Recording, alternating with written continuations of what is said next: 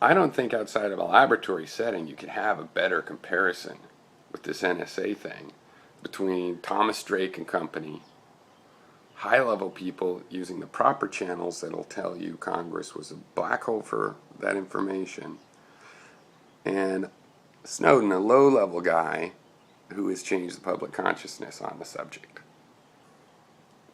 The NSA has an offensive and defensive mission both, and they're failing miserable. They're undermining their defensive mission for a supposed offensive mission, which itself is supposed to be a good defense, and so it doesn't really make sense. So we agree on that. You might not put it that way. I don't see how you can compare one and the other and not see that, outside of a laboratory, the main difference there is the proper procedures, because the other main difference is high versus low level, and that in general goes in the favor of the high level person probably having a better chance of succeeding, but it was the low level guy that succeeded. So I think that the issue here is, okay, people get more informed. The problem is less likely to happen with the Snowden approach. So what value then says proper procedures are still better, even though they don't result in a better situation? Is it going to be a slippery slope? It's better to get the worst situation because we might slide down into a slippery slope, because there's some validity. Slippery slope arguments in a way are slippery slopes themselves, okay? But there's validity to that worry, and as I say, I'm pretty much a pro procedure kind of guy. If the procedure's broken, you follow it, you admit it's broken, you change it, and so on. That's the best way.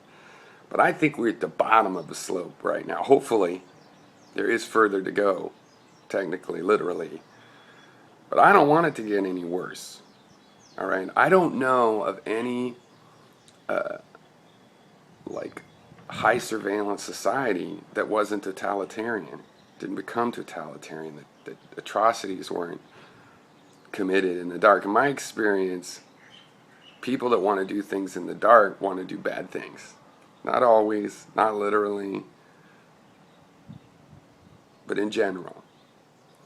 So that's one of the questions becomes, by what value do you determine that even though the Snowden approach is more likely to stop these NSA practices than the Drake approach, but what other value then do you decide they should do the thing that wouldn't work? I mean, isn't that just saying they should have done nothing like we already were doing?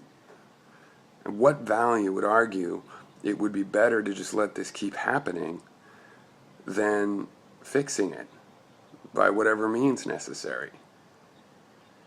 This is a quick video back to The Skeptical Heretic. But this is The Skeptical Heretic, so let me see if I can remember here now where we are. One, I'm a fun guy. That's good to know. And we dislike disingenuous people. Remember that. And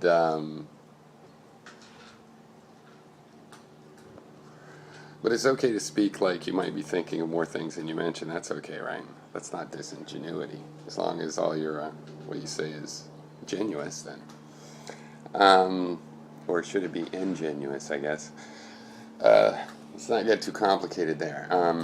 You didn't answer my question specifically, but you did implicitly answer that, yes, it is possible for a well-informed person to support, in some sense, Snowdening and Madden. Manning and Snowden.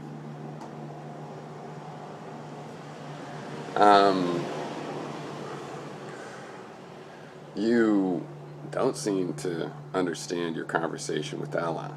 It made me seem like a little bit sensitive of a person, surprisingly, ironically or something.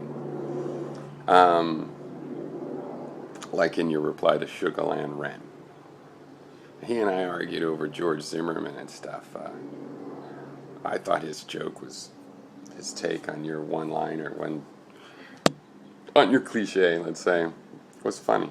It's like, hey, that's not fair. I like that kind of humor. And your reply to him, you were smiling, you knew it was a joke, but then you also kind of, I don't know, is it just for the audience, like the regulars or something? Why the whole, like you're explaining to him what you really meant by it? He knew that. But with Ella, seriously, she's the least accusatory and the most reasonable person I've seen talking to you in this conversation, and you want to shuffle her off into some category. But the most important thing is that you said was that you did, like I asked you, hey, would you admit the NSA made a mistake in this? And you did admit that, and you even agreed that my metaphor, which was a little bit stretched as I indicated in there, is has an aptness to it. They're doing something dangerous, something that the terrorists could use to compromise our information.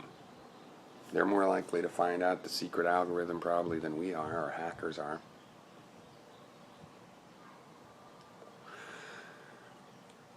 So as I said, my technique and idea here is that we make sure we delineate the periphery, our value system. And if those overlap, if those don't overlap, then once we have those outlined, we'll go, well, I'll see, there's really nothing more. We've got it all out in the open, that's it. But if they overlap, which you intimated they might, and I believe might, given a lot of our overlapping politics, then the conversation can go on, right? You can find out, well, is everything you're saying, is it in line with the values we share and stuff? So I don't think outside of a laboratory setting you can have a better comparison with this NSA thing between Thomas Drake and company, high-level people using the proper channels that'll tell you Congress was a black hole for that information, and Snowden, a low-level guy who has changed the public consciousness on the subject.